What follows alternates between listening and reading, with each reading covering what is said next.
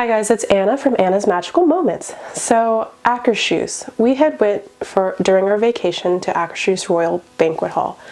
It's located in Norway Pavilion at Epcot. You do need a park ticket to get in. And you know, I wanted to go back to a princess dining location, and it was between Akershus or Cinderella's Royal Table. And, you know, with Cinderella's Royal Table, you do have to make, you have to prepay sometimes. And also, like, it was just full. By the time we decided to go, it was full. And I just, by chance, was able to get an Akershus reservation. So definitely remember your 180-day, especially if you want to do Cinderella's Royal Table.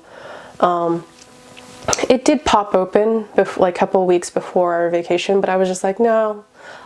I also picked Akershus because we were going to Norway in March of 2020. And so I was like, well, you know, maybe we can just experience a little bit of Norwegian food before we go. And so we were like, all right, got it, got our plans. So we definitely are going to do Cinderella's Royal Table, hopefully for our honeymoon in December. So we'll see. We'll look for that review in a couple of months. So, but Akershus. So we picked Akershus. It was like Thursday of our vacation.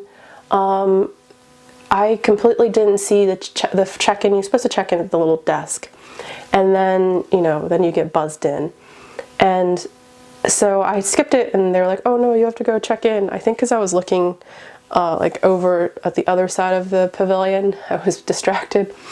So I went check in. They gave me a pager. It wasn't that long a wait. It was like maybe 10 minutes at the most. And then they brought us in and we waited because the first thing you do is you actually get to see one of the princesses.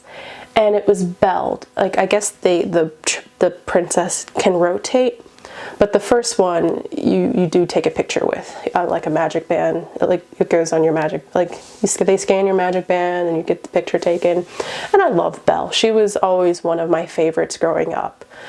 And we did that picture, and then we were escorted to our table.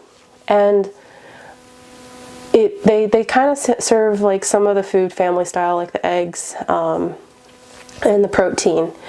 But they also have a buffet, and it has a smorgasbord of like foods, like some little bit adventurous, like kind of Norwegian, but then some like basic stuff, like the normal, like kind of, bagels and like Mickey waffles and other goodies and stuff like that. So the food was good. They actually, it was funny because Chris was texting one of his Norwegian friends, and he's like, do they have the dark cheese? Or it wasn't really dark, but it was like a kind of a golden brown, golden yellow type cheese, and I can't remember what it's called. But he's like, I tried it because I was actually looking for that. That was actually one of the things that I wanted to try.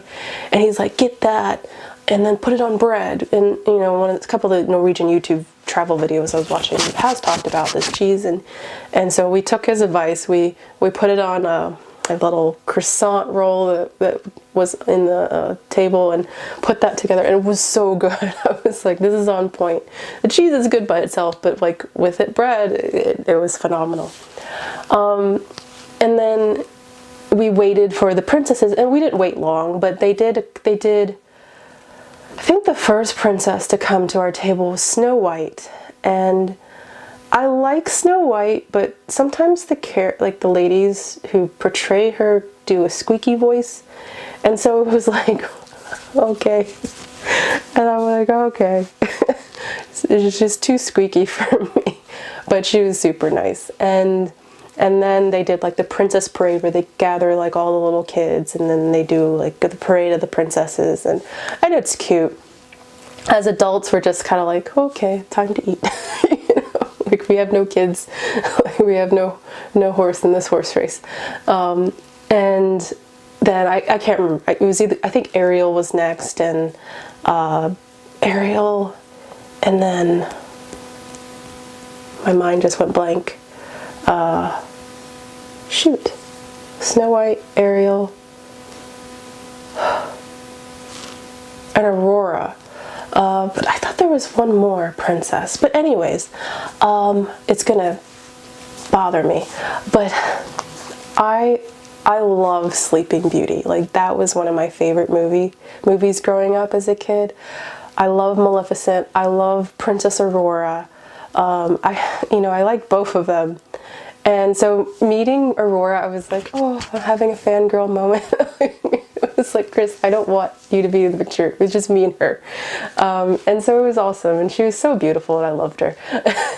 So, but other than that, I mean, like, yeah, so it's a good princess experience, especially if you either don't want to prepay for Cinderella's royal table or you just want another option. And, I definitely like the food.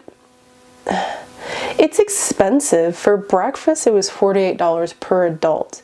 I think we spent, like, between me and Chris and, like, tip, I think it was like $110, $115 for the both of us. And that's a lot for breakfast. I mean, and the breakfast was good, but it wasn't $115, $110 worth. We could have, I mean, heck, there's a lot of places at Disney that you can spend $100 on that will get you much better food.